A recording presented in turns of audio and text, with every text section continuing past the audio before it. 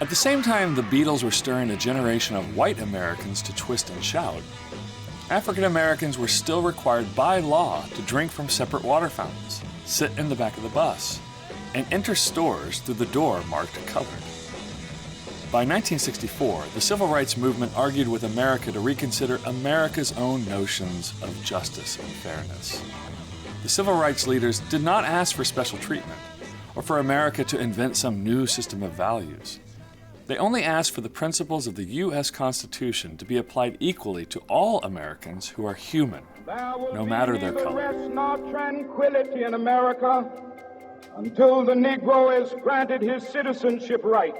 The interplay of justice and human value may seem obvious to us today, but this sense of fairness hasn't always been obvious, even to those societies that we typically consider to be the predecessors of our own system of justice, like ancient Greece and the Roman Empire.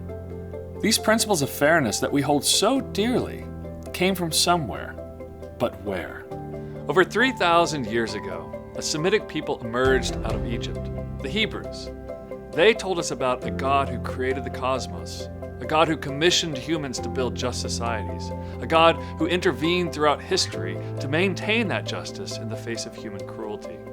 But we've all heard people say that the God of the Bible is part of the problem, treating people unfairly and showing preference to one nation over others. Their concerns should be taken seriously. What they don't know is that their own sense of justice, their own sense of fairness has been primarily shaped by the same Hebraic tradition of thought found only in the Bible. Search the best of the ancient thinkers from Egypt to China to Greece or Rome, and you will not find the roots of our ideas of justice. And if the Hebrews had well-reasoned thoughts about justice, then what else did they have thoughts about? Theories of knowledge, ethics, the rule of law, anthropology, the meaning of human existence, and the most pressing issues for us today. Hebraic thought is more than just religion. It's a fully formed cultural tradition. It includes that rich collection of ideas, concepts, stories, motifs, and values that emerge from the world of ancient Israel.